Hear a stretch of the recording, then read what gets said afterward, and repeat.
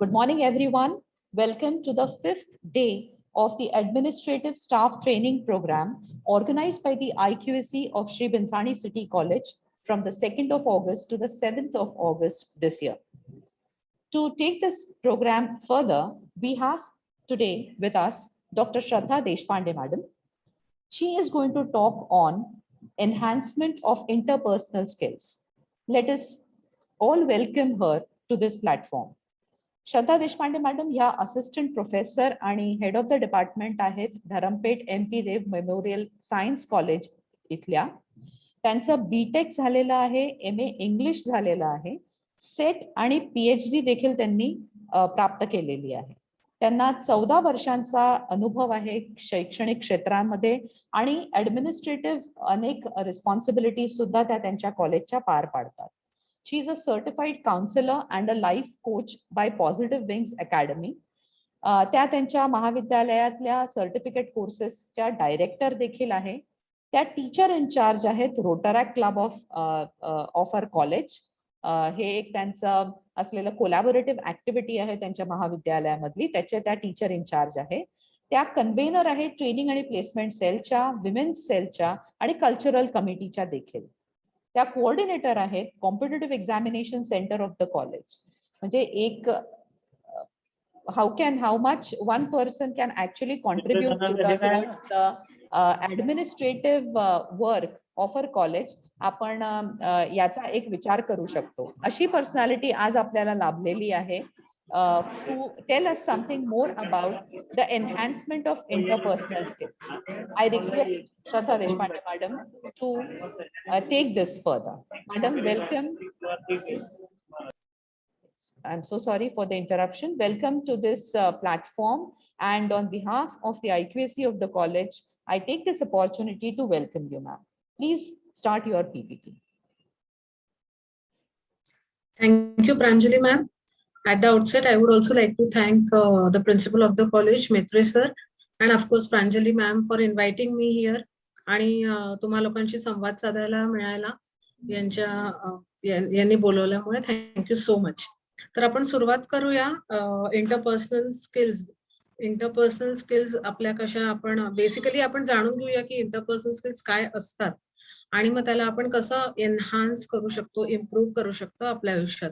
कारण interpersonal skills हा एक आपल्या करिअरच्या दृष्टीने हा खूप महत्वाचा टप्पा आहे, जो आपण म्हणू शकतो की खूप आधी या गोष्टींचं ट्रेनिंग किंवा स्किल डेव्हलपमेंट नाही व्हायचं, पण आजच्या काळाची ही गरज आहे.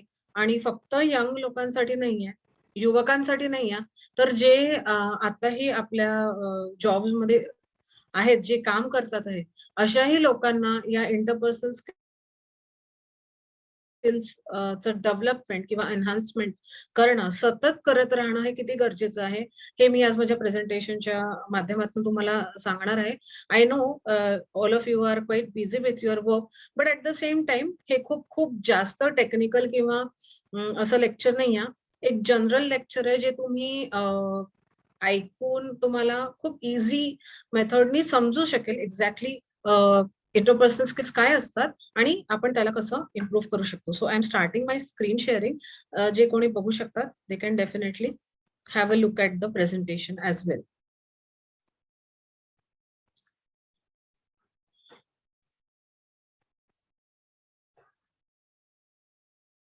Yes, I think Pranjali ma'am, it's visible.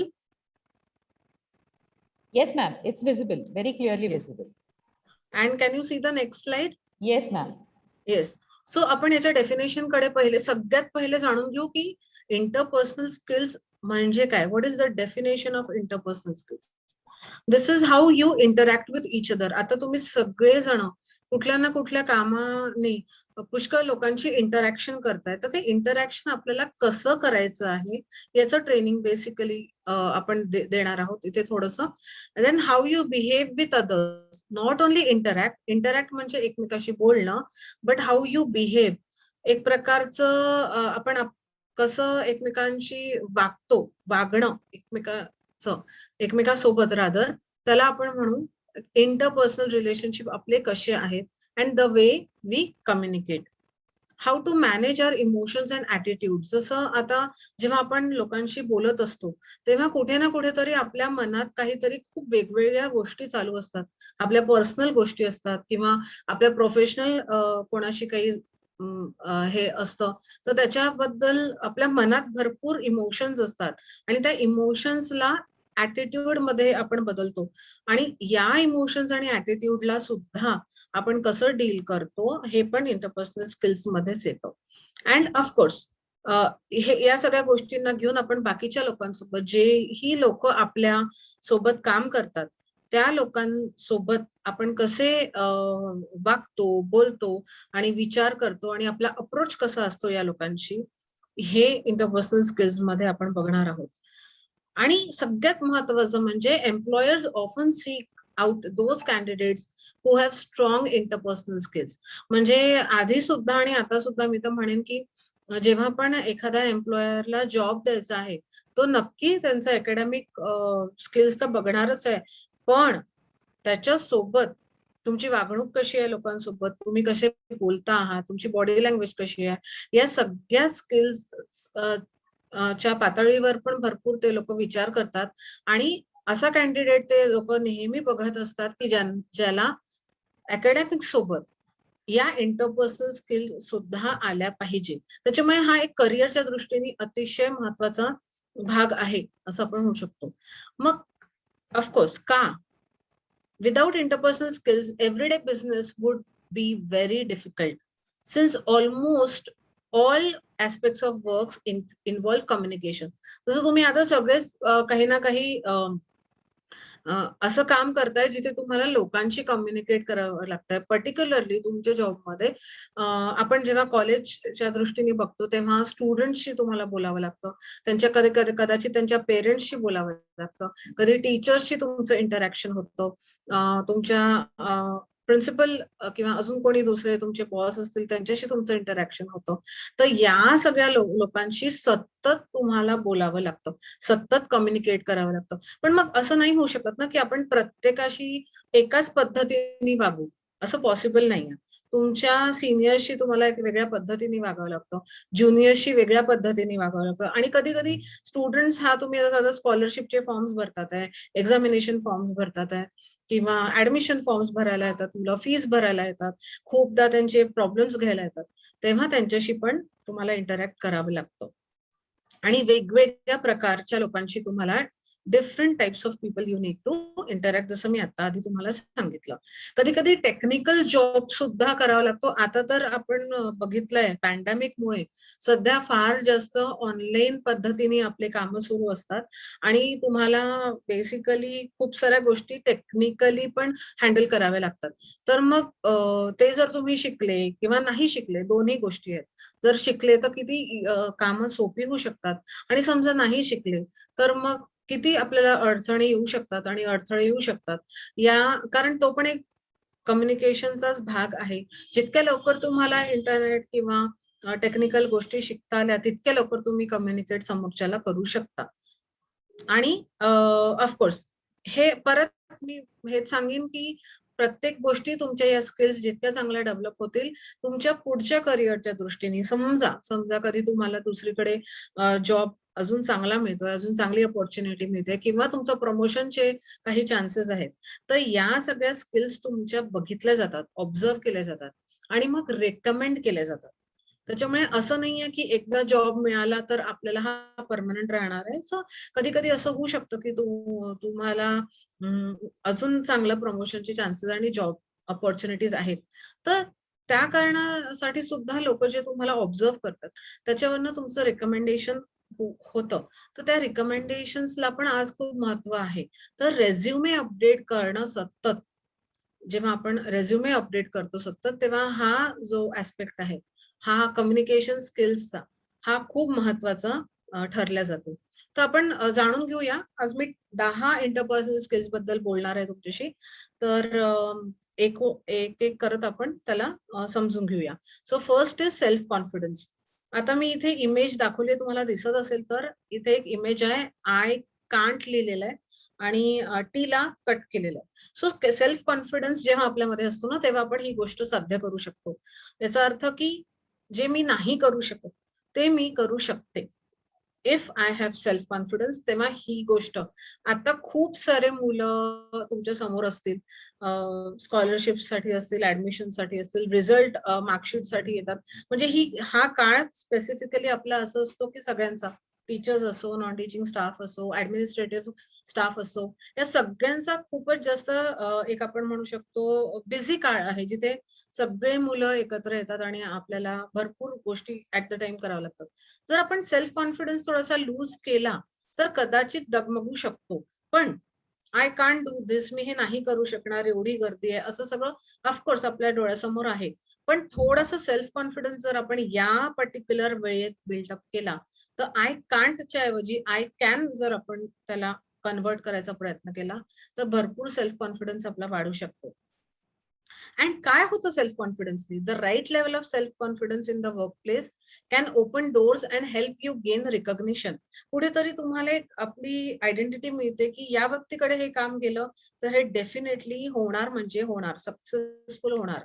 It can also demonstrate how you approach various situations and deal with them both positively and effectively. जसं मी तुम्हाला सांगितलं की ही जी सिच्युएशन आता आहे, भरपूर काम आहे या पर्टिक्युलर टाइम मध्ये, या वेळेत.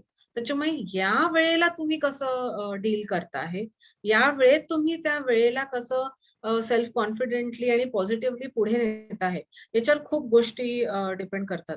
And that will improve the way people see you. हे खूप महत्वाचं आहे. लोक तुमच्याकडे कसे बघतात, कारण मी तुम्हाला सांगितलं की रेझ्युमे वाढवायचा आहे, प्रमोशन जर आपल्याला हवे, तर लोक तुमच्याकडे कसं बघतात, तुमच्या कामाकडे. Of course I am talking about the work, इथे मी कामाबद्दल बोलते. त्याच्यामुळे लोक तुमच्या कामाकडे कसं बघतात, त्यांचे व्ह्यूज काय आहेत, त्यांच्या आयडियाज काय आहेत. एखादा मुलगा तुमच्याकडे आला आणि तो खूप घाईत आहे किंवा त्याचे काही पण इश्यूज असतील आणि त्याला तुम्ही कसं डील करता आहे as an administrator, office bearer, तो मुलगा तुमच्याकडे बघतोय आज, त्याचे पालक तिथे असतील, ते पालक तुमच्याकडे आज बघतात आहे की तुम्ही कुठल्या पद्धतीने त्या मुलाशी बोलता आहात, त्याला डील करता आहात, त्याचे प्रॉब्लेम्स कसे समजून घेत आहात.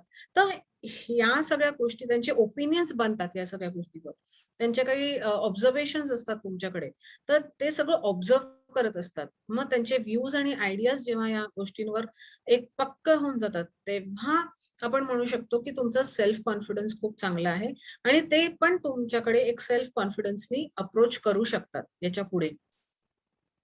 दुसरं आहे वर्क एथिक्स. आपण सगळे मिळून, मी इथे एक इमेज पण इथे प्रेझेंट केली आहे तुमच्यासमोर, की खूप सारे लोक आहेत आणि हे सगळे लोक असे कनेक्टेड आहेत. मी जसं म्हटलं, आता कॉलेजच्या दृष्टीने जर आपण बघितलं तर प्रिन्सिपल आहे, टीचर्स आहे, नॉन टीचिंग स्टाफ आहे, ऑफिस स्टाफ आहे, लायब्ररी स्टाफ आहे, स्टुडंट्स आहे, त्यांचे पेरेंट्स आहे, ॲल्युमनाय पण येतात आपल्याकडे, एक्स स्टुडंट्स येतात, त्यांना कधी कधी त्यांची डिग्री किंवा मार्कशीट आपल्याकडनं हवी असते, त्यांनी नेलेली नसते, मग खूप एक 5-6 वर्षांनी ते येतात. तर एक्स स्टुडंट्स पण येतात आपल्याकडे. तर असे खूप सारे लोक आपल्याकडे येत असतात आणि यांच्यासोबत आपल्याला काम करायचं असतं. मग त्या पर्टिक्युलर वेळेला आपण कसं काय मॅनेज करणार आहे आणि वर्क एथिक्स आपण पुढे नेऊ शकणार आहे. प्रोफेशनलिझम, आपण या ठिकाणी एका प्रोफेशन साठी आलेलो आहोत सोबत. हे सगळे लोक पर्टिक्युलरली जे प्रोफेशनल आहेत, म्हणजे टीचर्स आणि नॉन टीचिंग किंवा मॅनेजमेंट आणि प्रिन्सिपल, हे सगळे प्रोफेशनल रिलेशनशिप मध्ये आपण एकत्र काम करतोय. त्याच्यामुळे हे विसरून आपल्याला चालणार नाही की आपण इथे अगदी प्रोफेशनल वागायला पाहिजे. म्हणजे काय? This incorporates everything from how you present yourself through to your appearance and how you treat others.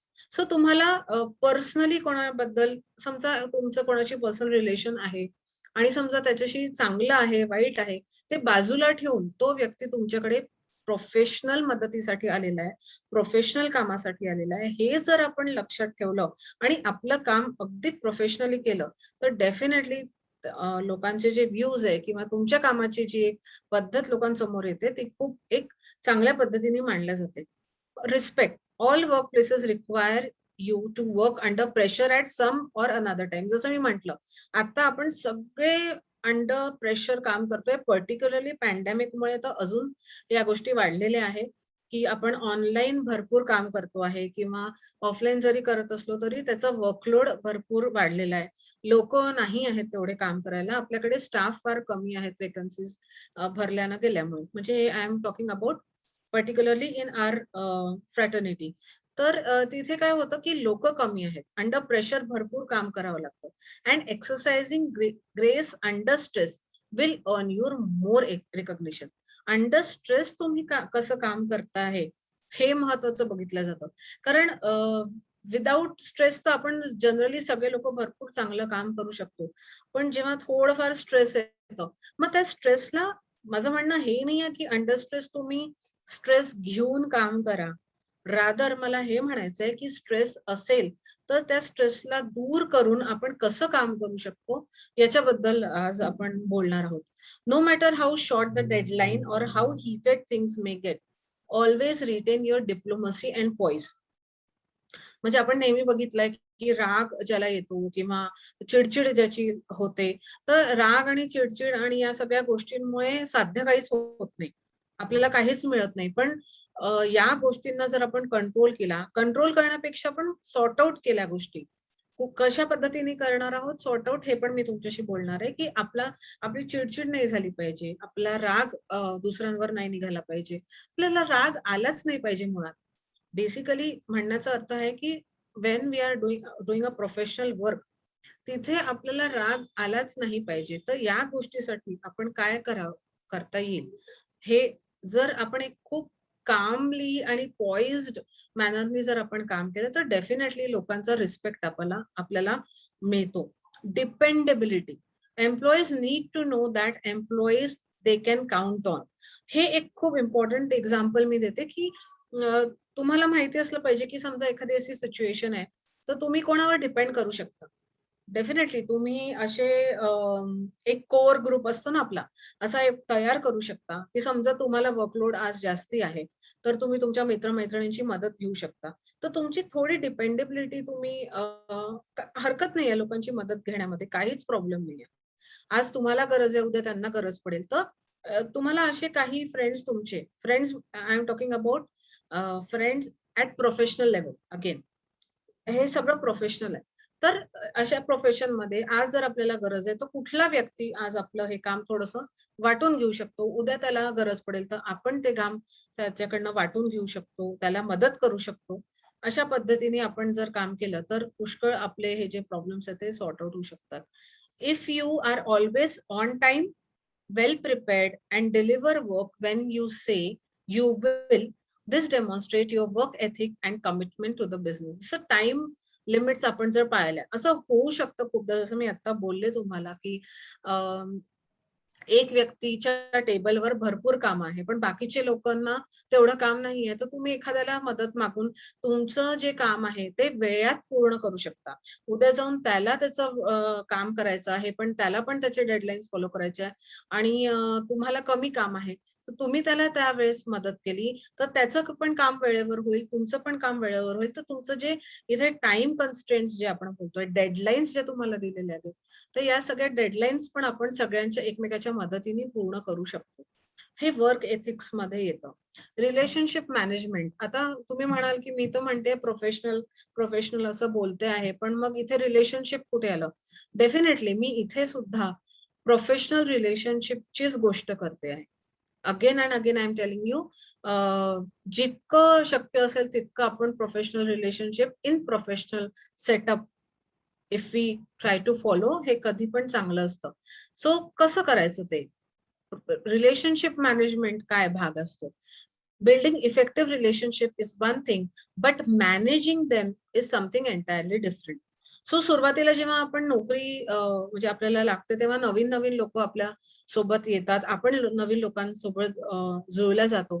तर आपल्याला माहिती नसतं एक्झॅक्टली की साधारण आपला कोर ग्रुप काय बनणार आहे. त्याच्यामुळे आपण सुरुवातीला तर असं म्हणू शकतो की सगळ्यांशीच आपण रिलेशनशिप एक इफेक्टिव्ह बिल्डिंग रिलेशनशिप होतं तेव्हा सगळ्यांचीच आपले रिलेशनशिप्स राहतात. पण जेव्हा हळूहळू आपल्याला आपण काम आपलं पुढे जातं वर्ष पुढे जातात तेव्हा आपल्याला लक्षात येतं की यातले काही रिलेशनशिप जसे आपण ज्यांच्याशी हॅलो हाय करू शकतो, पण असे काही रिलेशनशिप्स आहेत ज्यांना आपण प्रोफेशनली पुढे त्यांची मदत घेऊ शकतो. तर ते रिलेशनशिप्स आपल्याला मॅनेज करणं खूप गरजेचं आहे. आपल्याला नॅरो डाऊन करायचे आहे.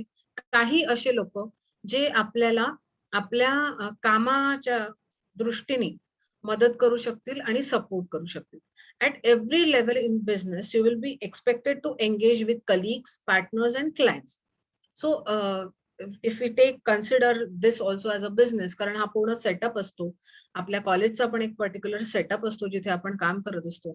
ते इथे आपल्याला आपल्या कलिगशी पण इंटरॅक्शन करावं लागतं, पार्टनर्सशी पण इंटरॅक्शन करावं लागतं आणि क्लायंट्स म्हणजे आपलं सध्या आपण स्टुडंट्स म्हणू शकतो, पेरेंट्स म्हणू शकतो. या लोकांना असं कन्सिडर करू शकतो. तर या सगळ्या लोकांशी आपलं रिलेशनशिप बिल्डिंग आणि मॅनेजिंग हे सगळं आपल्याला रिलेशनशिप मॅनेजमेंट मध्ये करायचं आहे. The ability to manage relationships.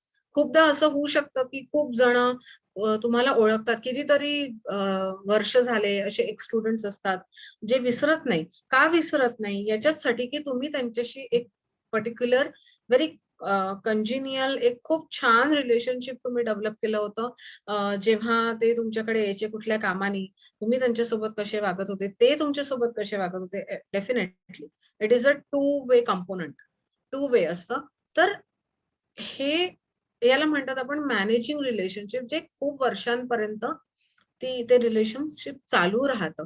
तर असं काहीतरी एक प्रकारचं आपण तिकडल्या लोकांसोबत मॅनेज करू शकतो का? जर करू शकलो तर हा खूप इम्पॉर्टंट ऍस्पेक्ट आहे इंटरपर्सनल रिलेशनशिपचा. आणि mutual trust is a very important with in any business environment. है ना, म्युच्युअल ट्रस्ट एक प्रकारचं फेथ, बिलीफ, ट्रस्ट, काय म्हणू आपण त्याला, विश्वास एकमेकावर हा फार इथे कामी होतो. कारण फॉर एक्झाम्पल तुम्ही एका दिवशी समजा तुम्ही तुमचं काम कोणा दुसऱ्याला दिलं आहे, तुम्हाला इमर्जन्सी आली आणि तुम्हाला कुठे बाहेर जावं लागलं, तर तुम्ही म्हटलं की मला एवढं काम करून देतोस का आज, मी तुला उद्या तुझं काम करून देईन. तर तुम्हाला त्या व्यक्तीवर विश्वास ठेवावा लागेल. जोपर्यंत त्या व्यक्तीवर तुम्हाला विश्वास नाही तोपर्यंत तुम्ही त्याला आपलं काम किंवा तो तुम्हाला तुमचं काम नाही देऊ शकत. तर कुठेतरी अविश्वास दाखवून कामं आयुष्यात होत नसतात. विश्वासाच्या भरोशावरच आपल्याला आयुष्यामध्ये काम आपण करतो. त्याच्यामुळे पण त्याच्यातही तुम्ही फाइंड आउट करू शकता की कोणावर आपण विश्वास ठेवू शकतो. माझं रिलेशनशिप असं कोणावर आहे ज्याच्यावर मी विश्वास ठेवून हे काम देऊ शकतो. तर हे तुम्हाला तुमचं अॅनलाइज करायचं आहे, ऑब्झर्व्ह करायचं आहे. कधीही काम एकट्याचं नसतं. काम हे सगळ्यांचं मिळून असतं, टीमवर्कचं असतं. तर आपली टीम आपण कशी बिल्टअप करायला हवी आहे. तर हे खूप महत्वाचं आहे. हे रिलेशनशिपच्या थ्रू तुम्ही अंडरस्टँड करू शकता की not team means I am not saying की 2-3 टीम्स बनवा आणि एकमेकांसोबतच्या अगेन्स्ट उभे राहा, तसं नाही. पण तुमचे काहीतरी विश्वासातले माणसं हे तुम्ही तुमचेच अंडरस्टँड करून, ऑब्झर्व्ह करून थोडेसे असे बिल्टअप करायला पाहिजे की इमर्जन्सीला किंवा जसं डेडलाईन्सच्या बाबतीत आहे, इमर्जन्सीच्या बाबतीत आहे, तुम्हाला बरं नाही आहे, अशा वेळेस तुम्हाला कोणाची मदत हवी आहे. तर या सगळ्या सिच्युएशन्स मध्ये तुमचे हे रिलेशनशिप कामी येणार आहे. तुमचं काम थांबणार नाहीये. कारण कोणी ना कोणी तुमचं काम पुढे ते नेणार आहे. ऑफकोर्स याच्यावर आपण म्हणू शकतो की त्यांना पण पुढे तुमची गरज असेल कधी, तर ते पण याच रिलेशनशिपकडे पुढे बघतील आणि मग तुम्हाला पण त्यांचं काम डेफिनेटली कुठे ना कुठे त्यांना मदत करायची आहे, त्यांचे डेडलाईन्स फॉलो करायचे आहे. तर यांनी एक छान टीम मॅनेजमेंट होऊ शकतं. रिसेप्टिव्हनेस टू फीडबॅक हा खूप काय म्हणते मी, खूपच आपण दुर्लक्ष केलेला ऍस्पेक्ट आहे आणि हा आहे फीडबॅक. लोक आपल्याला जे आपल्या कामाबद्दल फीडबॅक घेतात त्याला आपण कसं बघतो. कोणी एखाद वेळेस असं म्हटलं की तुम्ही लेटच येता आहे इतक्यात, किंवा तुम्ही तुमच्या खूप जास्त ब्रेक होतो आहे, किंवा पेंडिंग काम आहे, सध्या पेंडिंग काम जास्त होतो आहे, किंवा तुमचं रिसेप्टिव्हनेस फार कमी आहे. तर आपण बघितलं पाहिजे की खरंच ही गोष्ट अशी होते आहे का, खरंच माझ्याकडनं असं काही होतं आहे का, किंवा मग एखादा चांगला फीडबॅक मिळाला की अरे वा, हे काम खूप चांगलं झालं, हा पर्टिक्युलर जॉब खूप चांगला झाला, तर त्याही फीडबॅकला आपण कसं घेतो, हे पण खूप, तो फीडबॅक हे दोन्ही असू शकतात. चांगला पण असू शकतो किंवा वाईट इन द सेन्स काही चुकलं असेल आपलं, तर तो पण एक फीडबॅक असू शकतो. तर त्या फीडबॅकला आपण कुठल्या पद्धतीने घेतोय, पॉझिटिव्हली घेतोय की निगेटिव्हली घेतोय की क्रिटिकली घेतो आहे, हे खूप महत्वाचं आहे. Being open to feedback can help you develop both personally and professionally. कोणी कसं आपल्याला सांगत आहे आपल्या कामाबद्दल, आपलं काम कसं आहे, हे आपल्याला फीडबॅक जर मिळतो आहे लोकांकडनं, तर त्याच्यावर आपण, मी तर म्हणते पॉझिटिव्ह पण नाही आणि निगेटिव्ह पण नाही. त्याच्याकडे आपण क्रिटिकली बघितलं पाहिजे. आपण क्रिटिकली म्हणजे आपण विचार केला पाहिजे, की हा समोरच्या व्यक्तीने मला असं बोलले आहे. तर ते खरंच असं आहे का? आणि जर असं नसेल, तर ठीक आहे. We can continue our work. पण जर तसं होत असेल, तर त्याच्यावर नक्कीच विचार करण्याची, त्याला एक एनालिटिकली विचार करण्याची गरज आहे, की ओके, मे बी असं होतंय, की 3-4 दिवस झाले किंवा हा आठवडाभर मी उशिरा येते. असं होऊ शकतं किंवा अरे बापरे! माझं काम पेंडिंग आहे. खूपदा असं होतं, की आपलं सध्या टीचर्सला पण खूप ऑनलाईन कामांमुळे पेंडिंग इश्यूज आहेत. सो खूप साऱ्या गोष्टी ॲट अ टाईम आपल्याला सॉल्व्ह करायच्या असतात. तर असं होऊ शकतं, की तुमचे जे सीनियर्स आहेत किंवा तुमचे प्रिन्सिपल आहे किंवा तुमचे बॉसेस आहे, ते म्हणू शकतात, की हे काम नाही झालं, ते काम नाही झालं आणि खूप सारे कामं पेंडिंग आहे. आतापर्यंत हे काम का नाही झालं? So there are lot of things that can be said as a feedback to you by your seniors.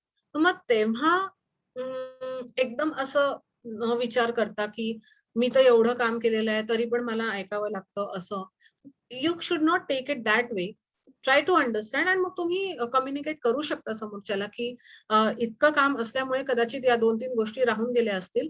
पण I will try my best to do the pending jobs. So we can communicate. एका पद्धतीने आपण communication करू शकतो, की या कारणामुळे या गोष्टी झालेल्या नाहीयेत. View all feedback as a chance to learn. कदाचित कोणी सांगितल्यामुळे आपल्याला आठवलं, की अरे, हे काम आपलं खरंच राहिलेलं आहे, जे आपल्याला करायचं होतं. तर कोणीतरी बोलतं, तेव्हा एकदम आपल्याला आठवतं.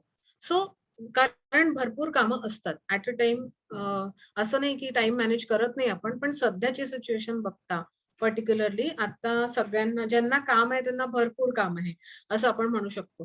त्याच्यामुळे इन दॅट केस फीडबॅकला एक पॉझिटिव्हली घेऊन आणि त्याच्यावर रिएक्ट न करता प्रोएक्टिव्हली त्याला कसं आपण सॉर्ट आउट करू शकतो. एक्सक्यूज घेऊ शकतो, की मला थोडे अजून 2-3 दिवस लागतील. तुम्ही मला 2-3 दिवस अजून द्या. माझं काम नाही होऊ शकत आहे एवढ्या कमी वेळात. या पद्धतीने तुम्ही मांडू शकता त्या गोष्टीला. एक्सक्यूज म्हणण्यापेक्षा आपण त्याला थोडंसं एक्सप्लेन करू शकतो. सडनली खूप जास्त रिएक्ट करण्यापेक्षा त्याला आपण एक्सप्लेन करू शकतो आणि वेळ मागू शकतो. आणि कदाचित आपले प्रॉब्लेम सॉल्व्ह होऊ शकतात. This can take some practice, specially if the feedback is negative. या ऑफकोर्स निगेटिव्ह फीडबॅकला, क्रिटिसिझमला कसं आपल्याला घ्यायचंय, त्याची प्रॅक्टिस लागते कारण आपल्याला सवय नसते. एकदम आपल्याला राग येतो, वाईट वाटतं. मग खूप सारे निगेटिव्ह इमोशन्स आपल्या मनात येऊ शकतात. पण एकदा जर आपण हळू जर त्याची प्रॅक्टिस केली आणि शांतपणे विचार केला, की ओके, कोणीतरी असं काहीतरी म्हटलेलं आहे.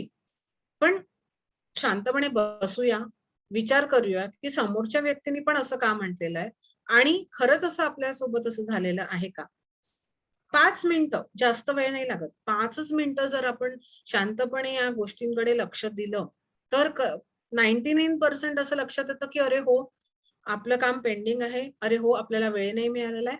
पण आपण समोरच्याला शांतपणे सांगू शकतो. हे पण आपल्याला रिअलाईज होतं. But always take a deep breath. है ना, प्राणायाम, योगा प्राणायाम याच्यासाठी प्रॅक्टिस असते, मेडिटेशनची प्रॅक्टिस असते and focus on how you can improve. आता मी एक सांगेन, की मेडिटेशन हे फक्त जरुरी नाही आहे, की तुम्हाला अ, घरीच अर्धा तास वेळ काढून मेडिटेशन करायचं आहे. एकदा तुम्ही मेडिटेशन सुरू केलं या सगळ्या गोष्टींचं, तर तुम्ही चालता-फिरता सुद्धा मेडिटेशन करू शकता. इतके तुम्ही स्किलफुल राहता.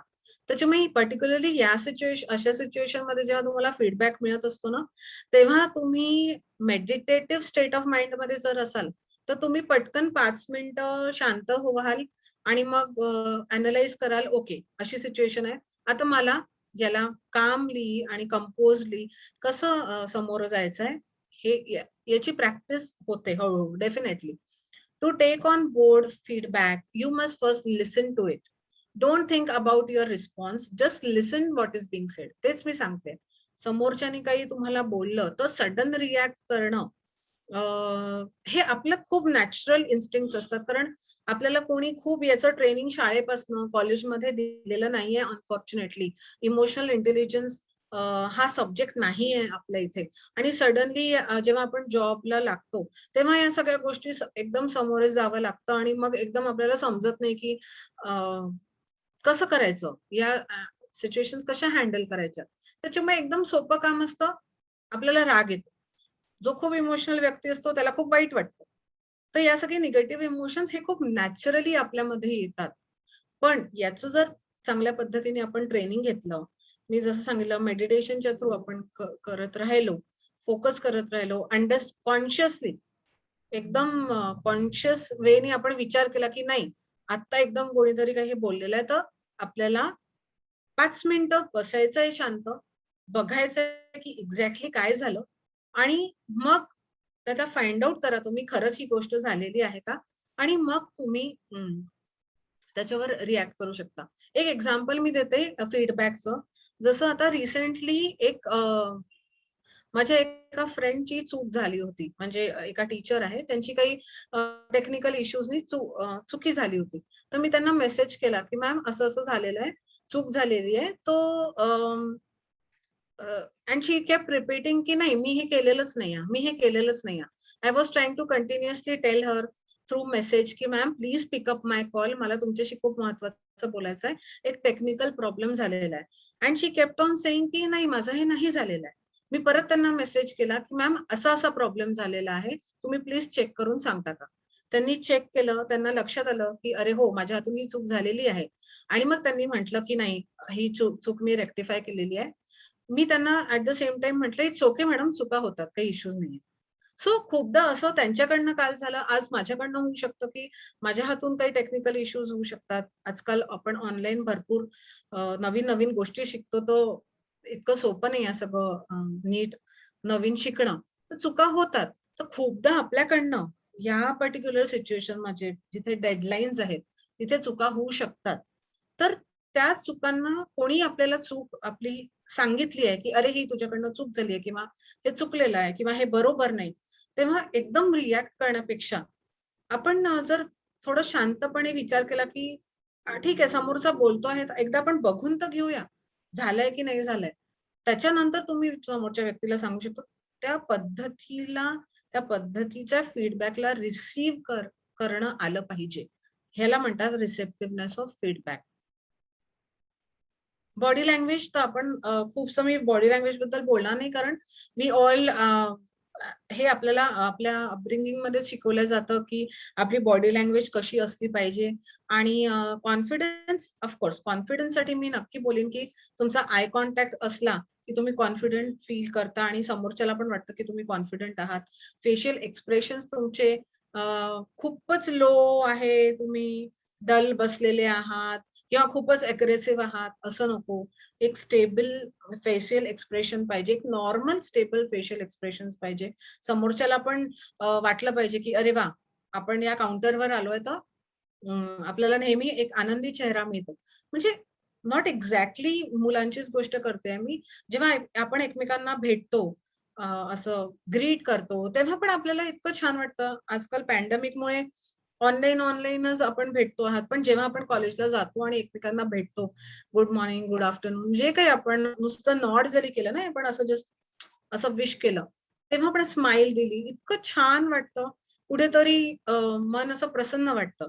जेस्चर्स आपण जसे करतो, पर्सनल स्पेस जी आपली असते, प्रत्येकाला ऑफकोर्स क्युबिकल्स दिलेले असतात किंवा काही पर्सनल स्पेस त्यांना शेअर करावी लागते. मग त्या केसमध्ये आपली बॉडी लँग्वेज कशी असली पाहिजे, त्याच्यावर थोडंसं बारीकीने लक्ष दिलं पाहिजे. आणि पोश्चर अँड बॉडी पोझिशन, तुम्ही कुठल्या पोश्चरमध्ये बसता आहात, उभे आहात, तुमची पोझिशन स्ट्रेट आहे, तर तुम्ही एकदम ऍक्टिव्ह फ्रेश दिसाल काम करताना.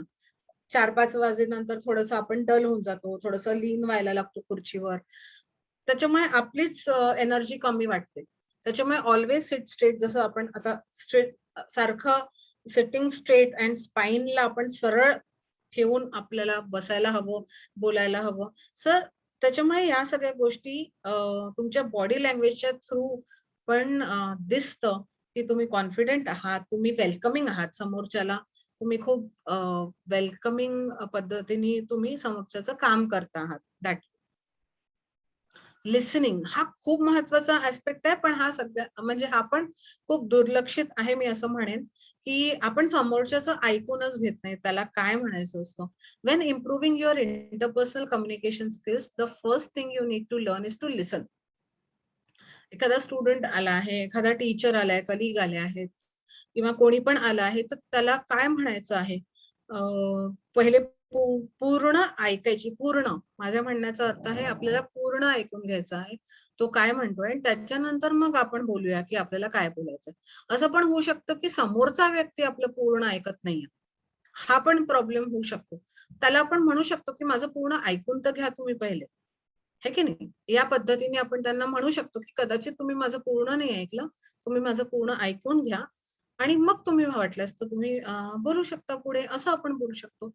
Failure to listen properly can have disastrous consequences. कारण कदाचित आपण घाईत असू, आपण दुसऱ्या महत्त्वाच्या कामात असू आणि आपल्याला डेडलाईन्स आहे जसं मी त्यांना म्हटलं आणि खूप सारे स्टुडंट्स आपल्या समोर आहेत. खूप कलकल करतात. त्यांना पण एक भीती असते, की आपली ऍडमिशन होणार की नाही होणार. प्रत्येक जण ऍडमिशनच्या वेळेस घाईतच असतं आणि सध्या कोरोनामुळे तर आपल्याला इतकं सोशल डिस्टन्सिंग पाळायचं आहे. गर्दी कमी हवी आहे. पर्टिक्युलरली या सिच्युएशनमध्ये ऑफलाईन ऍडमिशन प्रोसेस जी आपण करतो आहे, सोशल डिस्टन्सिंग पाळून आपण करतोय. पण त्याच्यात पण खूपदा असं होतं, की नाही लोकं पाळत त्या सगळ्या गोष्टी. पण तेव्हा सुद्धा त्यांना आपण म्हणू शकतो, की आम्ही तुमचं ऐकून घेणार आहोत, पण तुम्ही थोडंसं सांभाळून वागा, एका विशिष्ट पद्धतीने वागा आणि मग समोरच्याचं तुम्ही कदाचित या गर्दीमध्ये एखादा व्यक्ती असा येईल, की तो अ, खूप घाईमध्ये आलाय आणि तो बोलतोय आणि आपण त्याला म्हणतोय, की "नाही, तू सोशल डिस्टन्सिंग पाळ, मग तू मास्क घालू नये, मग तू हे करू नये." असं आपण खूप त्याचं पुढचं न ऐकता आपणच बोलत चाललोय. असं पण होऊ शकतं, कारण आपण सगळे घाबरलेले आहोत पॅन्डेमिकमुळे. तर आपली पण सिच्युएशन एक हे होऊ शकते, डिस्टर्बिंग राहू शकते. तर पण कदाचित एखादा व्यक्ती असा असेल, जो हे सगळं पाळत नाहीये. पण जर आपण परत 2 मिनिटं असं डीप ब्रीथिंग घेतलं आणि थांबलो आणि तो घाईतच आला आहे, त्याचं जर आपण ऐकून घेतलं, की का तो इतका घाई करतो आहे? का त्याला एवढी घाई झालेली आहे? त्याने मास्क का नाही लावलेला आहे? त्याने सॅनिटायझर का नाही यूज केलेला आहे? आपण त्याचं जर ऐकून घेतलं, तर कदाचित त्याच्याकडे असं काही रिझनिंग असू शकतं, की तो हे सगळं नाही करू शकत आहे. मग आपल्याला रिअलाईज होतं, की अरे आपण त्याचं ऐकायला तर हवं होतं. सो हे लिसनिंग स्किल्स याला म्हणून खूप असं आपण डिझास्टर्स कॉन्सिक्वेन्सेस जे आपण म्हणतो होऊ शकतात, की आपण समोरच्याचं ऐकलंच नाही, की त्याला काय म्हणायचं होतं. From failing to follow through on managers instructions to not completing a customer service. सो कुठलीही गोष्टीची सर्व्हिस आता स्टुडंट्स काही गोष्टी घेऊन येतात आहे. जसं आपण म्हटलं, की आपण त्यांचं कुठेतरी आपल्याला आपण वाटतं, की आपण सुपिरियर आहोत, है ना? तर मग स्टुडंट हा आपला मुलगा-मुलगी असेच असतात. म्हणजे जसं पेरेंट्स त्यांना ट्रीट करतात, तसंच आपण त्यांना ट्रीट करतो. तर एखाद्या वेळेस आपण त्यांना म्हणून देतो, की हे नका करू, ते नका करू." पण खूपदा असं होतं, की अरे, त्याला खरंच काहीतरी असं बोलायचं होतं, की जे आपण ऐकलंच नाही. आपण त्याला असं लिटरली हकलून दिल्यासारखं केलं. तर असं न करता त्याचं ऐकणं, त्याचं पूर्ण गोष्ट ऐकून घेणं, हे पण खूप महत्वाचं आहे. खूपदा कलीग सोबत आपल्या अशा फ्रेंड्स, आपले जे प्रोफेशनल फ्रेंड्स आहेत, त्यांच्यासोबत पण या गोष्टी होऊ शकतात, की तो एक व्यक्ती काही सांगायचा प्रयत्न करतोय, पण आपण ऐकतच नाहीये. कारण आपल्या विचारांमध्ये ऑलरेडी काहीतरी फिक्स्ड विचार आहे त्याबद्दल. तर आपल्याला त्या लोकांचं नाही ऐकायचं. पण तरी सुद्धा जर आपण 2 मिनिटं ब्रेक घेऊन ती गोष्ट ऐकली, तर कदाचित खूप साऱ्या चुकीच्या गोष्टी टाळता येतील आहे. Active listening is a skill that will help you understand and learn from others and respond correctly to what they are telling you. त्याच्यामुळे आपला रिस्पॉन्स हा समोरचा काय बोलतो आहे त्याच्यानंतरच आला पाहिजे बेसिकली. पण खूपदा आपण इंटरप्ट करतो, खूपदा मध्ये मध्ये बोलतो, समोरच्याच्या बोलण्याच्या आधीच आपण काहीतरी बोलून देतो. असं पण खूपदा आपल्याकडनं चुका होतात. तर मग तेव्हा थोडंसं कॉन्शियसली अगदी म्हणजे विचार करून की नाही, मला पहिले पूर्ण समोरच्याचं ऐकायचंय, त्याचं सेंटेन्स कंप्लीट झाल्यानंतर मला पूर्ण हक्क आहे. मला जे, मी असं नाही म्हणत की तुम्ही त्याचंच ऐका आणि तो जे म्हणतोय तेच करा, असं माझं म्हणणं नाहीये. पण त्याचं पूर्ण ऐका. पूर्ण ऐकल्यानंतर मग तुम्ही डिसाईड करू शकता की तुम्हाला त्याचं उत्तर काय द्यायचं आहे. पण खूपदा अर्धवट ऐकून त्याच्यावर जी आपली रिएक्शन आपण डिसाईड करतो, याच्यामुळे पण भरपूर इश्यूज होऊ शकतात. कोलॅबरेशन, आता हे जसं मी म्हटलं की हे it is absolutely team work. तर इंटरपर्सनल रिलेशनशिप मध्ये कोलॅबरेशनचा जो महत्व आहे तो हा पण खूप महत्वपूर्ण आहे, जिथे working collaboratively allows teams to work productively and deliver positive outcomes for clients and business. Here, what I mean to say is, आज एका टेबलवर एक काम आहे, दुसऱ्या टेबलवर दुसरं काम आहे, तिसऱ्या टेबलवर तिसरं काम आहे. हे कोलॅबरेशन मध्ये जेव्हा हे काम होतं तेव्हा खूप प्रोडक्टिव्ह आणि पॉझिटिव्ह मॅनरने होतं. जसं मी तुम्हाला सांगितलं की समजा 4 टेबलवर 4 कामं सुरू आहेत आणि एका टेबलवरचं कोणी ऍबसेंट आहे, तर डेफिनेटली या 3 टेबलवर जे लोक बसलेले आहेत त्यांना तो चौथा टेबल हँडल करावाच लागणार आहे. कारण त्या व्यक्तीकडे, चौथ्या टेबलच्या व्यक्तीकडे आज इमर्जन्सी आली आहे, त्याला काहीतरी बरं नाही आहे किंवा त्याला काही दुसरं काम आलेलं आहे जे त्याच्या बॉसनी सांगितलंय, सिनियर्सनी सांगितलंय. तर मग या हे 3 टेबलवरचे जे लोक आहेत यांनी तो चौथा टेबल सांभाळणं ही त्यांची जबाबदारी आहे आणि याला एक प्रकारचं आपण कोलॅबरेटिव्ह वर्क म्हणू शकतो. Such collaboration requires an ability to cooperate and respect each other. आपण तेव्हाच हे काम करू शकतो जेव्हा आपण दुसऱ्याला एक न इन्फिरियर समजत ना सुपिरियर समजत, एक प्रकारची रिस्पेक्ट आहे, त्या व्यक्तीला आपण रिस्पेक्ट करतो आहे आणि त्याच्यामुळे आपण एक त्याचं काम आपण सांभाळू शकतो. कोलॅबरेशन मध्ये एकमेकांसोबत आपण काम करू शकतो. कोणाला मोठं नाही समजायचं किंवा कोणाला लहान नाही समजायचं आणि असं न समजता आपण सोबत काम करू शकतो. Employees often seek applicants who have proven track record. मी सांगितलं तुम्हाला सारखं की रेझ्युमे मध्ये हा पॉइंट खूप महत्वाचा आहे, जिथे तुमचा ट्रॅक रेकॉर्ड असतो working successfully within a team, की हा व्यक्ती टीम मध्ये खूप छान काम करू शकतो. आणि लेट मी टेल यू, आजकाल सगळ्या एम्प्लॉयर्सला हा एक ऍस्पेक्ट अतिशय महत्वाचा आहे, जो व्यक्ती एका टीम मध्ये काम करू शकतो. कारण कुठलंही काम माणूस एकटं नाही करू शकत. त्याच्यामुळे टीम मध्ये काम करण्याची स्किल जर एकामध्ये आहे तर त्या व्यक्तीला सक्सेसचे खूप चान्सेस आहेत. And candidates who are willing to compromise and cooperate to deliver exceptional work. कधी कधी डेफिनेटली मी हेच म्हणेन की जेव्हा आपण दुसऱ्याची मदत करतोय किंवा दुसऱ्याचं काम करतोय तेव्हा कुठेतरी आपल्याला आपल्या गोष्टी कॉम्प्रोमाइज कराव्या लागतात. समजा आज आपण रोज 4 वाजता घरी जातो, पण एखाद दिवस आपल्याला दुसऱ्याचं काम करावं लागतं, तर आपल्याला 6 वाजता घरी जावं लागतंय, याला म्हणतात कॉम्प्रोमाइज. तर आपल्याला काही गोष्टी कॉम्प्रोमाइज कराव्या लागतात. आज तुम्ही कॉम्प्रोमाइज केलंय, उद्या तो तुमच्यासाठी कॉम्प्रोमाइज करेल. So it is not only one way process, it is a two way process. आज तुम्ही करता हे, उद्या तो करेल. यालाच आपण कोलॅबरेशन म्हणतो, यालाच सोबत काम करणं म्हणतो. पण मग डेफिनेटली जसं मी म्हटलं की आज तुम्हाला जास्त वेळ काम करावं लागेल, घरी मुलं तुमची वाट बघतात आहे, तुमची फॅमिली वाट बघते, पण मग तुम्हाला थोडंसं सांगावं लागेल की आज थोडंसं वेळेवर काम जास्त आल्यामुळे दुसऱ्याचं काम मला करावं लागतं आहे, तर आज मला जास्त वेळ कॉलेजमध्ये थांबावं लागतंय. तर थोडीशी फॅमिली कॉम्प्रोमाइज होऊ शकते एखाद्या वेळेस. What I am trying to say is once in a while असं होऊ शकतं. So you can't be like very stubborn की नाही मी 11 ते 5च काम करणार आहे, 11 ते 4च काम करणार आहे, 10 ते 3च काम करणार आहे, असं आपण नाही करू शकत. एखाद वेळेस असं होऊ शकतं की तुम्हाला एखाद्या दिवशी होऊ शकतं, एखाद आठवडाभर तुम्हाला जास्त वेळ काम करावं लागेल असं पण होऊ शकतं. पण मग त्याच कामाची जी आपल्याला रिझल्ट मिळतो पुढे, हा डेफिनेटली सक्सेस मध्येच असतो. ते कॉम्प्रोमाइजेस कधी खूप टेम्पररी कॉम्प्रोमाइजेस असतात, काही परमनंट कॉम्प्रोमाइजेस नसतात. टेम्पररी कॉम्प्रोमाइजेस करून आपल्याला सक्सेस मिळत असेल तर काहीच म्हणजे it's a kind of collaboration for the team that you are working. Conflict management हे इमेज जर तुम्ही बघत असाल तुम्हाला दिसत असेल तर दोन जण भांडतायत म्हणजे अगदी भांडण्याच्या पोझिशन मध्ये आणि तिसरा त्याला एक मीडियम म्हणून he is playing the role of the mediator. So conflict definitely जेव्हा आपण सगळ्या एक वेगवेगळ्या काय म्हणतो पर्सनॅलिटीज सोबत काम करत असतो ना, तेव्हा कुठे ना कुठे थोडेसे विचार नाही जुळत, तर मग कॉन्फ्लिक्ट होतात. पण मग त्याला कसं काय मॅनेज करायचं? आपल्याला नोकरी कंटिन्यू करायची आहे. आपल्याला त्याच ठिकाणी नोकरी करायची आहे. त्याच लोकांसोबत नोकरी करायची आहे आणि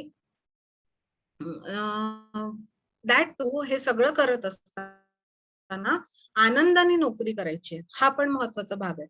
असं नाही की आता आपल्याला ऑप्शन नाहीये म्हणून नोकरी करायची आहे, असं नाही. तर मग काही इश्यूज असतात जे कॉन्फ्लिक्ट्स आपण म्हणू शकतो ते कॉन्फ्लिक्ट्स असतात. काही प्रॉब्लेम्स असतात पर्टिक्युलर त्या व्यक्तीसोबत. त्याला कसं आपण मॅनेज करायचं? जर त्या गोष्टीला आपण मॅनेज करू शकलो, तर आपण दुसऱ्या दिवशी जेव्हा कॉलेजला जाऊ, तेव्हा त्या कॉन्फ्लिक्टचा व्यवस्थित विचार करून जाऊ आणि समजा तो व्यक्ती समोर आला, तर आपल्याला कसं बोलायचंय, कसं वागायचंय, तो कॉन्फ्लिक्ट झिरो कसा करायचा आपल्याला, हे जर आपण ठरवलं, तर आपला तो दिवस पण चांगला जाईल आहे. अ की interpersonal skill for those working in teams is conflict management. आपण टीम म्हणूनच काम करतोय. म्हणजे याच्यात वादच नाही. मी म्हणते की प्रत्येक व्यक्ती हा एकटा काम करतो. तो बॉस पण असेल तरी तो एक टीम सोबत काम करतो. तो एखाद्या दुसऱ्या पोस्टवर असेल तरी तो त्याला सगळ्यांची गरज भासते. त्याच्यामुळे हे आपण सगळेजण एक टीम म्हणूनच काम करतोय. Specially for those looking at leadership roles. समजा तुमच्यातले काही लीडर्स तुमच्याकडे तुमच्यापैकी जर कोणाला लीडरशिप रोल्स करायला आवडतात, तर त्या व्यक्तीसाठी तर हे खूपच महत्वाचं आहे. जिथे तो टीम मधले जे प्रॉब्लेम्स आहेत, काही 2 जणांचं पटत नाहीये, त्यांना काही पर्टिक्युलर गोष्टींवर इश्यूज आहेत, तर त्या कॉन्फ्लिक्टला हा एक मीडिएटर जो आहे, हा कसा काय सॉल्व्ह करू शकतो? त्याच्या लीडरशिप क्वालिटीज त्याच्यात दिसतात. तर मग तुम्ही विचार करू शकता, की माझ्यामध्ये आहे का लीडरशिप क्वालिटीज? कारण लीडर कसा असतो? सगळ्यांना घेऊन चालणारा असतो, दुसऱ्यांचे प्रॉब्लेम समजून घेणारा असतो. त्यांना कदाचित प्रॉब्लेमचं सोल्युशन पण सांगू शकतो आणि सगळ्यांसोबत त्याला काम करायला आवडत असतं. सगळ्यांना समजून घेतो. सो या सगळ्या गोष्टी एका लीडरमध्ये असतात. तर तुम्हाला जर वाटत असेल, की हो, मी तो व्यक्ती आहे, तर त्या व्यक्तीसाठी कॉन्फ्लिक्ट मॅनेजमेंट पण हे खूप महत्वाचं आहे, की त्यांनी सगळ्यांसोबत खूप चांगल्या पद्धतीने कसं काय मॅनेज करायची आपली रिलेशनशिप आणि समजा जस्ट इन केस कुठल्याही अनाथांनी कुठल्याही दुसऱ्या एखाद्या सिच्युएशनमध्ये कोणाला काही प्रॉब्लेम आला आहे आणि त्या प्रॉब्लेममुळे काही कॉन्फ्लिक्ट क्रिएट झालेली आहे. तर त्याला कसं सॉल्व्ह करायचं हे पण त्याला विचार करायची खूप जास्त गरज आहे. त्याला असं सोडून नाही देता येत. काहीतरी त्याचं सोल्युशन काढणं खूप गरजेचं आहे. लाँग टर्म आपल्याला जर रिझल्ट्स हवे आहेत तर. Conflict in the workplace can reduce productivity and cause negativity. कारण सतत कोणी ना कोणी कोणा ना कोणाबद्दल बोलत असतं, तर ही निगेटिव्हिटी खूप लवकर पसरते. जसं आपण आता कोरोनाचंच बघितलं. किती फास्ट कोरोना स्प्रेड झाला आहे, कारण तो इतका स्ट्रॉंग आहे माणसापेक्षा, की तो खूप पटकन स्प्रेड झाला आणि खूप पटकन अफेक्ट केलं कोरोनाने. पण ॲट द सेम टाईम जेव्हा आपण व्हॅक्सिनेशन घेतले, जेव्हा आपण आता घेतो आहोत व्हॅक्सिनेशन, तेव्हा जो कोरोनाचा इफेक्ट झालेला आहे, तो कमी झालेला आहे. याचा अर्थ हाच आहे, की निगेटिव्हिटी जर जास्त असेल, जी पण गोष्ट जास्त आहे, ती जास्त स्प्रेड होईल आहे. तर निगेटिव्हिटी जास्त असेल, तर निगेटिव्हिटी खूप लवकर स्प्रेड होते. कॉन्फ्लिक्ट्स लवकर स्प्रेड होतात. एकाने एकाबद्दल काहीतरी सांगितलंय, ते दुसऱ्याला सांगितलं, तिसऱ्याला सांगितलं, चौथ्याला सांगितलं, पाचव्याला सांगितलं. असं करत सगळ्या पूर्ण ऑफिसला कळून गेलेलं आहे ते. तर हे तुम्हाला काय पसरवायचंय? तुम्हाला निगेटिव्हिटी पसरवायची आहे तर लवकर निगेटिव्हिटी पसरेल, जर तुम्हाला पॉझिटिव्हिटी पसरवायची आहे तर पॉझिटिव्हिटी पसरेल. तर हे सगळं तुमच्या हातात आहे की तुम्ही स्ट्रॉंग आहात की समोरचा स्ट्रॉंग आहे. तुम्हाला पॉझिटिव्हिटी पसरवायची तर तुम्ही पॉझिटिव्हिटी पसरवून निगेटिव्ह गोष्टींना मात करू शकता. हे तुमच्यावर डेफिनेटली तुमच्या हातात आहे. तर आणि जशी पॉझिटिव्हिटी आली तसं प्रोडक्टिव्हिटी आली. कारण निगेटिव्हिटी जिथे होती तिथे सगळे कामं कोरोनामुळे बंद झाले होते. प्रोडक्टिव्हिटी नव्हती. कुठे ना कुठे लोकांचे कामं बंद झाले, त्यांच्या तब्येती खराब झाल्या, त्यांच्या फॅमिलीजमध्ये लॉसेस झाले. या सगळ्या गोष्टी निगेटिव्हिटी मध्ये झाल्या. पण जर तुम्ही पॉझिटिव्हिटी स्प्रेड कराल, कोणाही बद्दल पॉझिटिव्हिटी स्प्रेड कराल, तर डेफिनेटली आज तुमच्यामुळे दुसऱ्या व्यक्तीबद्दलचं पण ओपिनियन एक पॉझिटिव्ह बनेल आणि तुमची टीम वाढेल आहे. जेव्हा तुमची टीम वाढेल आहे, तेव्हा तुमची प्रोडक्टिव्हिटी वाढेल आहे. कारण ऑफकोर्स जितके जास्त टीम मध्ये मेंबर्स असतील तुम्हाला मदतीला, तेवढं तुमचं काम सोपं जातं. तुमचे डेडलाईन्स फॉलो होऊ शकतात आणि तुम्ही तुमची फॅमिली टाइम पण चांगली स्पेंड करू शकता. कारण तुम्ही डेडलाईन्स फॉलो करून तुमच्या घरी लवकर जाऊ शकता, वेळेवर जाऊ शकता. What I mean to say is so this conflict जितकं कमी कॉन्फ्लिक्ट आपल्याला झालेलं असेल तरी त्याला पटकन कसं सॉल्व्ह करता येईल याच्या मागे सगळ्यात पहिले आपण लागलं पाहिजे आणि झिरो कॉन्फ्लिक्ट असं आपलं वर्किंग एन्व्हायरमेंट राहायला पाहिजे. Good conflict management skills include diplomacy, empathy, negotiation, assertiveness and compromise. दुसऱ्यांना समजून घेणं हे खूपच महत्वाचं आहे. दुसऱ्याची सिच्युएशन समजून घेणं महत्वाचं आहे. त्याच्याशी निगोशिएट तुम्ही करा. एक न्यूट्रल अप्रोच, डिप्लोमसी म्हणजे न्यूट्रल अप्रोच तुम्ही कन्सिडर करा. एकदम समोरच्याला वर कमेंट केलेला आहे, विचार न करता त्याच्या सिच्युएशनला आपण जज केलेला आहे की हा व्यक्ती असाच आहे. खूपदा असं आपल्या सोबत होतं. आपण खूप लोकांना जज करतो. तर असं न करता त्याच्या सिच्युएशनला अंडरस्टँड करून त्याच्याशी निगोशिएट करून बोलून त्याला समजू शकतो. जेव्हा आपण त्याला समजतो तेव्हा आपल्याला असर्टिव्हनेस त्याचा क्रिएट होतो. म्हणजे आपण त्याच्याबद्दल पॉझिटिव्हिटी क्रिएट करू शकतो आणि मग या सगळ्या गोष्टींनी एक कॉन्फ्लिक्ट मॅनेजमेंट होऊ शकतं. समजून घ्या दुसऱ्या व्यक्तीला, त्याच्याशी बोला, त्याच्याकडनं प्रॉब्लेम्स क्लिअर करून घ्या. त्याच्यानंतर एक कधी-कधी न्यूट्रल अप्रोच पण आपल्याला हे करायचं असतो, की कोणाच्या बद्दल आपण काहीतरी ऐकलेलं आहे, पण मला त्याच्याबद्दल विचार नाही करायचा आणि मला ओपिनियन नाही मांडायचा आहे. हा न्यूट्रल डिप्लोमॅटिक अप्रोच पण आपण जर साधला, तरी एक कॉन्फ्लिक्ट आपण त्या व्यक्तीशी कॉन्फ्लिक्टमध्ये नाही राहू शकत. कारण कोणीतरी आपल्याला येऊन सांगितलं, की त्या व्यक्तीने असं काही केलेलं आहे. तर असं न ऐकता आपण न्यूट्रल राहून आपण काम करू शकतो. कॉन्फ्लिक्ट्स डेफिनेटली कमी होतील. पॉझिटिव्ह ॲटिट्यूड जसं मी आता हे म्हटलं, की इथे एक हे आहे इम्पॉसिबल मध्ये आय एम जर आपण कट केला तर त्याला आहे आय एम पॉसिबल. तर पॉझिटिव्ह ॲटिट्यूड हा खूप कॉमन गोष्ट आहे, पण अनकॉमन आहे असं मी म्हणू शकते, की आपण खूप बोलतो पॉझिटिव्ह ॲटिट्यूड बद्दल, पण 100% नाही. कदाचित कोणाकडे काही इश्यूज असतात, फॅमिली इश्यूज असतात, पर्सनल असतात, प्रोफेशनल असतात. पण 80-90% जर आपण पॉझिटिव्ह राहिलो, तरी भरपूर आपले कामं पुढे पॉझिटिव्ह होऊ शकतात. Showing positivity even in difficult situations is important. म्हणजे तुमच्या मनात काहीतरी वेगळे विचार चालू आहेत, ज्याच्यामुळे तुम्ही खूप डिस्टर्ब आहात आणि ते सगळं घेऊन तुम्ही तुमच्या वर्क प्लेसला येत आहात आणि समोरचा व्यक्ती आला तुमच्याकडे, तर तुम्ही एकदम रिएक्ट करा. कारण you are facing a difficult thing. But you don't know की समोरचा जो व्यक्ती तुमच्याकडे आलाय, कदाचित त्याला तुमच्याहून जास्त प्रॉब्लेम्स आहेत. पण तो खूप शांत आहे, तो खूप पॉझिटिव्ह आहे. मग तेव्हा तुम्ही काय कराल? सो तुमच्या आयुष्यात जे होत असतं, ते तुम्ही कामावर घेऊन नाही येऊ शकत. कारण अ, तुमच्या कामाची जी रिक्वायरमेंट आहे, ती समोरच्याला आपण काय काम त्याचं एक हे देतो आहे, रिकव्हरी देतो आहे, हे खूप महत्वाचं आहे. त्याच्यामुळे कामावर आल्यानंतर एक कुठेतरी पॉज घेऊन you can regain your positivity and get back to work. कारण खूपदा समोरचा पण त्याच परिस्थितीमध्ये येत असेल कदाचित, ज्या परिस्थितीमध्ये तुम्ही किंवा त्याच्याहून जास्त पण जर आपण स्टोरीज ऐकल्या, तर खरंच आपल्याला असं लक्षात येईल की इतके लोकांचे प्रॉब्लेम्स आहेत की आपण आपला प्रॉब्लेम घेऊन काय बसलो आहे असं वाटतं कधी कधी. आपले प्रॉब्लेम्स तर अगदी क्षुल्लक आहे त्यांच्या समोर. त्याच्यामुळे जरी असं काही वाटलं कधी तुम्हाला की नाही आपल्याला कॉलेजला जाताना आज थोडंसं मन बरोबर नाही आहे, पण तिथे गेल्यानंतर जर आपण if you get back to our positive approach की नाही ठीक आहे, जे झालं ते झालं, आता मला माझ्या कामाकडे लक्ष द्यायचं आणि समोरच्या व्यक्ती आज जो कोण आहे त्याच्याबद्दल मला असा अप्रोच ठेवायचा आहे.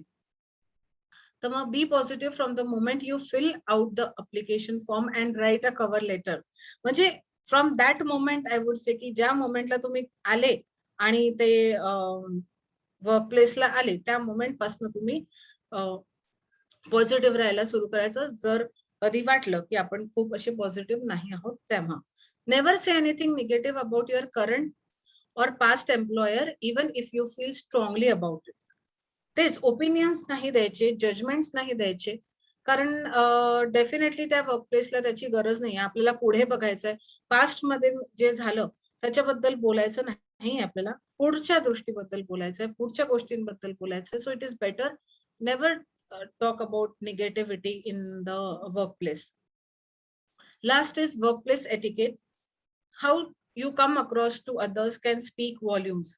Learning workplace etiquette is great way to leave a lasting impression on when you meet. हे सगळे कुठल्या पद्धतीने आपण बोलतोय बसतोय सगळंच इन्क्लूड झालं तुमच्या वर्कप्लेस एटिकेट्स मध्ये. Posture, ensure that you stand straight, make an eye contact, turn towards people when they are speaking and smile genuinely at them.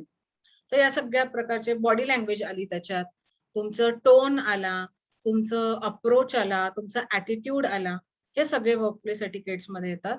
हे साधारण थोडी थोडी जर याच्याबद्दल माहिती आपण घेतली आणि छोट्या छोट्या गोष्टी जर आपण ओव्हरकम केल्या तर डेफिनेटली या गोष्टी आपण ओव्हरकम करू शकतो.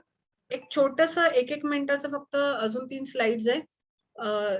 ह्या आहेत how to improve interpersonal skills. जर आपल्याला असं वाटतं की येस आता या गोष्टी आहेत पण थोडस आपल्याला इम्प्रूव्ह करण्याची गरज आहे, तर कसं करायचं? Decide which areas to improve. तुम्ही बसा, विचार करा की यातल्या कुठल्या गोष्टींमध्ये मला इम्प्रूव्हमेंटची गरज आहे. तर कदाचित या गोष्टींवर मला खूप लवकर राग येतो, मला लेट होतो रोज, माझी कामं पेंडिंग राहतात, मी नर्वस राहते, माझी तब्येतच खराब राहते, असं खूप काही इश्यूज आहेत. तर माझा कुठला एक्झॅक्टली इश्यू आहे तर याच्यावर तुम्ही फाइंड आउट करा, डिसाइड करा, मेक अवेअर राहा. Maybe you are aware of certain areas that you are weak in. Accept करा की तुम्ही या एरियामध्ये वीक आहात आणि मग त्या हिशोबाने त्याच्यावर वर्कआउट करा. Self analysis, it isn't always easy to self analyse. Self analysis करणं खरं खूप कठीण आहे. स्वतःला समजून घेणं की आपण इथे चांगले आहोत, इथे वाईट आहोत. पण that is the key I would say. Self analyse करा. So don't be afraid to ask those who are close to you for their feedback. तुम्ही तुमच्या मित्रमैत्रिणींना विचारू शकता की माझी अशी कुठली गोष्ट आहे जी चांगली आहे, जी वाईट आहे. तुम्हाला जर नसेल समजत तर तुम्ही त्यांना घरच्यांना विचारू शकता, आपल्या फ्रेंड्सला विचारू शकता. Learn from feedback. फीडबॅकवरनं तुम्हाला समजून जाईल की या गोष्टी आपल्याला इम्प्रूव्ह करायच्या आहेत. तर आपण ह्या इम्प्रूव्ह नक्कीच करू शकतो. फीडबॅक जसं मी तुम्हाला म्हटलं, feedback from your employer, your colleagues, तुमचे जे स्टुडंट्स आहे, पेरेंट्स आहे, अल्युमनाय आहे, जे काही लोक तुमच्या आजूबाजूला आहे त्यांच्याकडनं तुम्ही फीडबॅक डेफिनेटली घेऊ शकता या बाबतीत. तुम्हाला जर वाटत असेल की तुम्ही कुठल्या तरी स्किल मध्ये कमी आहात तर ट्रेनिंग, ऑनलाईन प्रोग्राम्स आहेत ट्रेनिंग. तुम्ही शिकू शकता खूप साऱ्या गोष्टी ऑनलाईन. जसं हे एक लेक्चर होतं ऑर्गनायझर्सनी ऑर्गनाईज केलेलं, पण याच्यावर भरपूर कोर्सेस आहेत, ट्रेनिंग कोर्सेस आहेत, स्किल डेव्हलपमेंट कोर्सेस आहेत. तर ते तुम्ही घेऊ शकता असे कोर्सेस. आम्ही पण आज मी जरी आज 14 वर्ष झाले मला नोकरीला लागून, आज पण मी नवीन नवीन कोर्सेस करते आणि नवीन नवीन शिकते आहे. ज्या गोष्टी मला वाटतात की या गोष्टी आज मी थोडंसं आय एम लॅकिंग, तर त्या गोष्टींचे मी कोर्सेस घेते आणि आज पण मी त्या कोर्सेसच्या माध्यमातून शिकते आहे. तर तुम्ही पण हे करू शकता की तुम्हाला जर वाटतं की नाही सॉफ्ट स्किल्स मी शिकलं पाहिजे तर सॉफ्ट स्किल्सचा कोर्स घेऊन घ्या. तुम्हाला वाटतं कम्प्युटर स्किल्स मला येत नाही, सगळ्यांना येऊन राहिले आज पॅन्डेमिकच्या बॅकग्राऊंडमध्ये, तर आम्ही एक कम्प्युटर स्किल्सचा कोर्स करून घेतो किंवा करून घेते.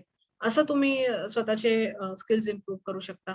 किंवा मग तुम्हाला असं वाटतं माझा कॉन्फिडन्स लेव्हल लो आहे, तर पर्सनॅलिटी डेव्हलपमेंटचा कोर्स कुठलाही एरिया जो तुम्हाला वाटतो, की तुम्हाला या नोकरीच्या हिशोबाने पर्सनल अँड प्रोफेशनल डेव्हलपमेंटच्या हिशोबाने खूप करणं गरजेचं आहे. एखादा ऑनलाईन ट्रेनिंग कोर्स तुम्ही करा आणि तुमचा तो एरिया जो वीक आहे तो तुम्ही डेफिनेटली स्ट्रॉंग करू शकता. इमोशनल इंटेलिजन्स खूपदा लोक फक्त ब्रेननी विचार करतात, खूप लोक फक्त हार्टनी विचार करतात. तसं न करता इमोशनल इंटेलिजन्स म्हणजे काय? तुमचं ब्रेन आणि तुमचं हार्टचं कॉम्बिनेशन म्हणजे प्रॅक्टिकली आणि इमोशनली दोन्ही पद्धतीने तुम्हाला विचार करणं गरजेचं आहे. तर तुम्हाला एम्पॅथी डेव्हलप करणं, इमोशनल इंटेलिजन्सचे पण कोर्सेस आहेत भरपूर.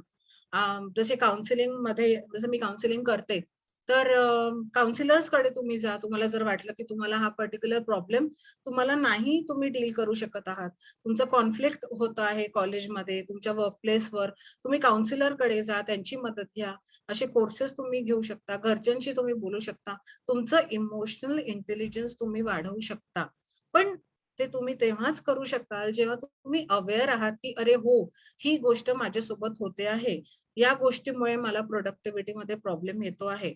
तर जेव्हा तुम्ही या गोष्टीला अवेअर राहाल तेव्हाच तुम्ही या गोष्टी म्हणजे तुम्हाला जर प्रॉब्लेम समजला तर त्याचं सोल्युशन तुम्ही डेफिनेटली फाइंड आउट करू शकता. खूप सारी पद्धती आहे हे प्रॉब्लेम्सचे सोल्युशन काढण्यासाठी. Good emotional intelligence will help you accept others differences and understand their point of. So this was my whole discussion on interpersonal skills and how you can enhance it. Thank you so much once again for the organizers for giving me this opportunity. Over to you, Pranjali ma'am. Yes ma'am, I am here. And कोणाचे काही प्रश्न असतील तर आपण घेऊ शकतो आहे. Otherwise will move on to the vote of thanks. From the bottom of my heart, Dr. Deshpande, I'm thankful to you. माझ्या एका म्हणण्यावरती तुम्ही आमच्या ऍडमिनिस्ट्रेटिव्ह स्टाफ कॉलेज जे ट्रेनिंग प्रोग्राम आहे त्याच्यामध्ये सहभागी होण्यासाठी तुम्ही स्वीकृती दिली, त्याच्याबद्दल मी तुमचे आभार मानते. आणि आय एम 100% शुअर की तुम्ही जे काही गोष्टी आता सांगितलेले आहे, right from positive thinking to having confidence to developing the interpersonal skills, हे आपल्या सगळ्यांना लागू होणारी गोष्ट आहे. म्हणजे आम्ही देखील जे इथे टीचर्स आहोत, जे ऍडमिनिस्ट्रेटिव्ह स्टाफ मध्ये सुद्धा येतो, because we deal with students, because we are in the admission committee also. We deal with students because not only in the teaching learning process, पण कोणी NSS चे अधिकारी आहेत, कोणी NCC चे आहेत, कोणी लाईफ लॉंग लर्निंगच्या माध्यमातून विद्यार्थ्यांशी जोडल्या गेलेले आहेत. त्यांच्या सगळ्यांची आम्हाला जे एक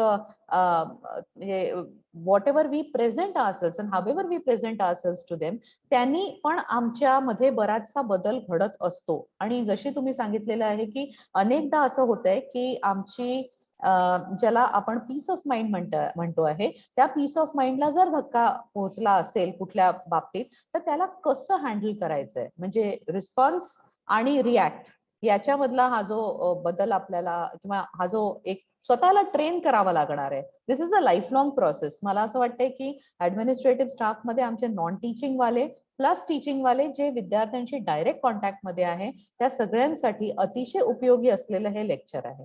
so I am thankful to you and I consider my privilege so that I'm going to again call you back to this program for having another topic that will be very essential for all of us. So thank you so much, Deshpande madam.